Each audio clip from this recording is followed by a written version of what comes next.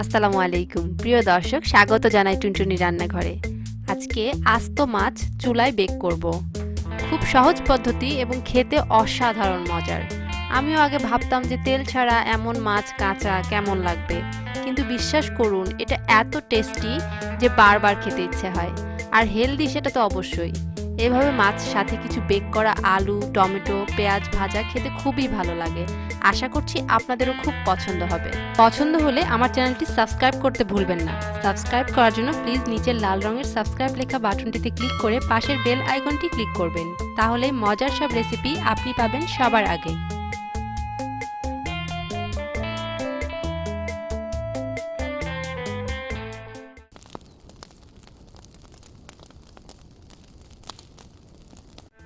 আমি এখানে আস্ত একটা তেলাপিয়া মাছ নিয়েছি 600 গ্রাম ওজনের। পরিষ্কার করে নিয়েছি এবং ভেতরটা এভাবে কেটে পরিষ্কার করে নিয়েছি, ফুলকোগুলো ফেলে দিয়েছি। আমি এখন এটাকে একটু চিড়ে চিড়ে নিব। এতটুকু চিড়বো যেন একেবারে কাটা পর্যন্ত কেটে না যায়, কাটা পর্যন্ত শুধু মাংসগুলো কাটবে। দুই পাশটা এভাবে চিড়ে নিব।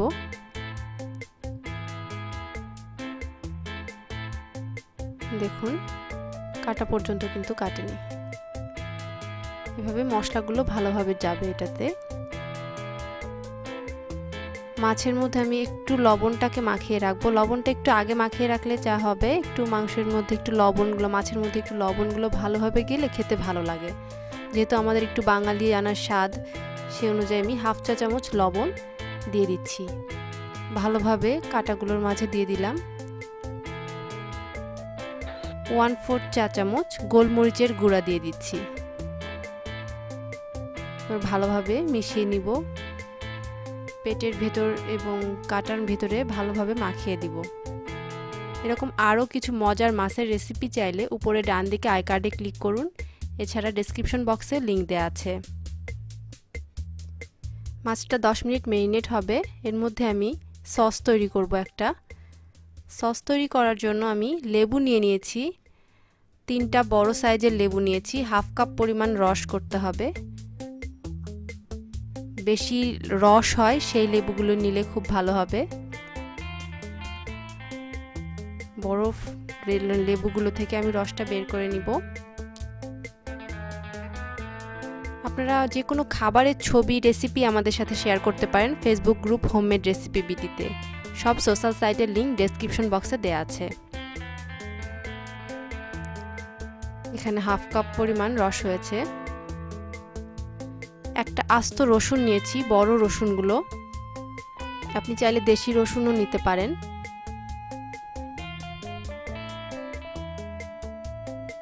রসুনগুলো ছিলে নিব।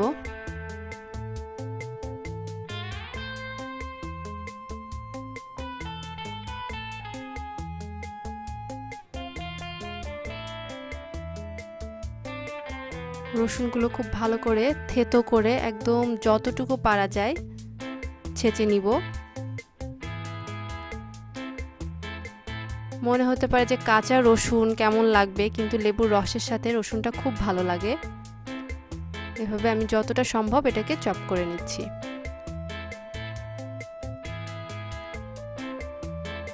এটাকে সাইডে রেখে আমি মরিচ নিয়ে নিব। লাল মরিচ, কাঁচা মরিচ যেগুলো লাল হয়ে যায় সেই মরিচগুলো ভালো করে কুচি কুচি করে নিব। এই মরিচটা নেওয়ার ফলে দেখতেও একটু সুন্দর লাগে, লাল মরিচ, এবং খেতেও খুব ঝাল হয়, ভালো লাগবে। 4টা মরিচ নিয়েছি। তো ভালো করে চপ করে নিচ্ছি একসাথে।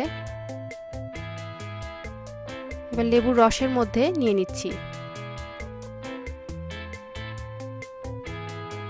ধনিয়া পাতা। শুধু পাতাগুলো নিয়েছি আমি, উপরের পাতাগুলো 1 টেবিল চামচের মতো কুচি করে নিচ্ছি।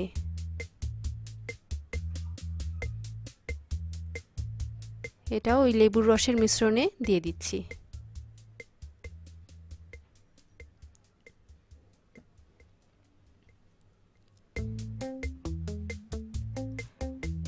লেমন গ্রাস আমার ডিপ ফ্রিজে সংরক্ষণ করা ছিল, সেটাকে আমি একটু ছেঁচে নিচ্ছি। গোড়াটা মাছের মধ্যে দিব। এবার সসের জন্য হাফ চা চামচ লবণ, হাফ চা চামচ চিনি দিয়ে এটাকে ভালো করে মিক্সড করতে হবে। মনে হতে পারে এটা কাঁচা কেমন লাগবে, কিন্তু বিশ্বাস করুন এটার এত দারুণ একটা ফ্লেভার আসছে, খুব ভালো লাগবে খেতে। ভালো করে মিক্সড করে নিব। স্বাদ অনুযায়ী লবণ এবং চিনিটা একটু কম বেশি দিয়ে নিতে পারেন। এখান থেকে অর্ধেকটা আমি মাছের মধ্যে মাখিয়ে নিব। এর জন্য বড় একটা ফয়েল পেপার নিয়েছি। ফয়েল পেপারটা মাঝামাঝি বসাবো যেন এটা সমানভাবে ভাঁজ করা যায়। এবার অর্ধেকটা মিশ্রণ আমি মাছের মধ্যে দিয়ে দিব। আমি রসুনগুলো একটু বেশি করে নিয়ে নিচ্ছি মাছে। এই পাশটা ভালো করে দিয়ে দিব, ভেতরেও দিব এবং যে কাটা অংশগুলোতে ভালোভাবে ভেতরে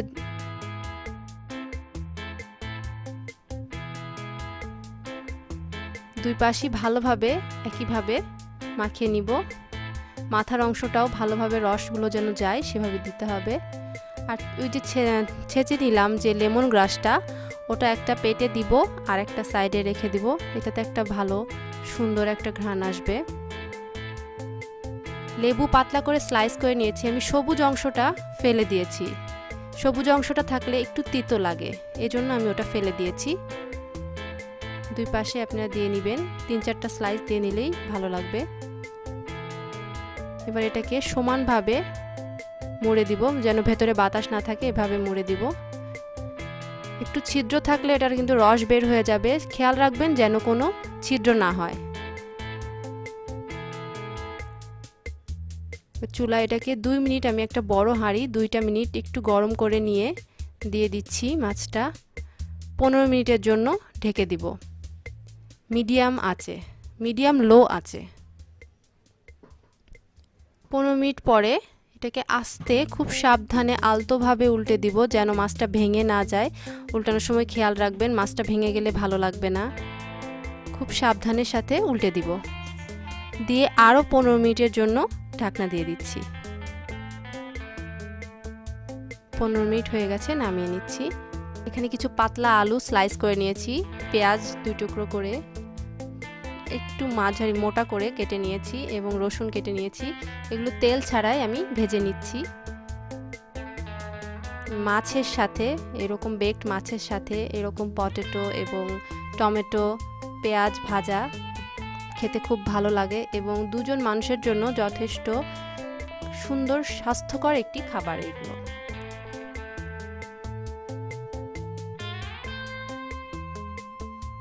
হয়ে গেছে, আমি উঠিয়ে নিচ্ছি।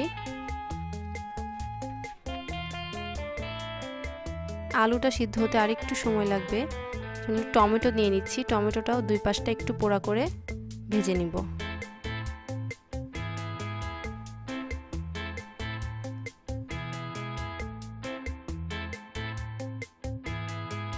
আপনি চাইলে আলুতে সামান্য একটু লবণ ছিটিয়ে দিতে পারেন। হয়ে গেছে, আমি উঠিয়ে নিচ্ছি।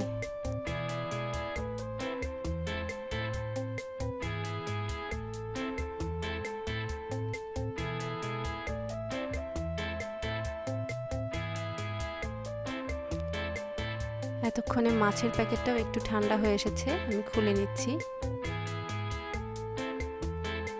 সাইডগুলো সাবধানে খুলেছি, মাছটা ভেঙে যায়নি আশা করছি। উল্টানোর সময় সবসময় সাবধানে উল্টাবেন যেন মাছটা ভেঙে না যায়, কারণ সিদ্ধ মাছ একটুতেই ভেঙে যেতে পারে। দারুণ একটা ফ্লেভার আসছে,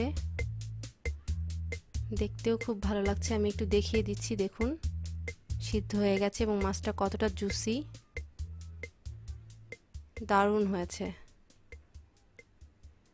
উপরে সামান্য একটু ভাজা জিরার গুঁড়ো ছিটিয়ে দিচ্ছি, সসটাতেও একটু ছিটিয়ে দিচ্ছি। মাছটা যেহেতু সসের সাথেই খেতে হবে।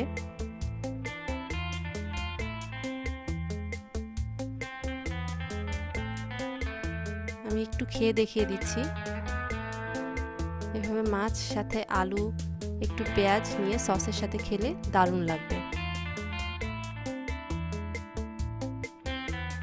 এত সুস্বাদু হেলদি রেসিপিটি আপনার কেমন লাগলো জানাতে কমেন্ট করতে পারেন।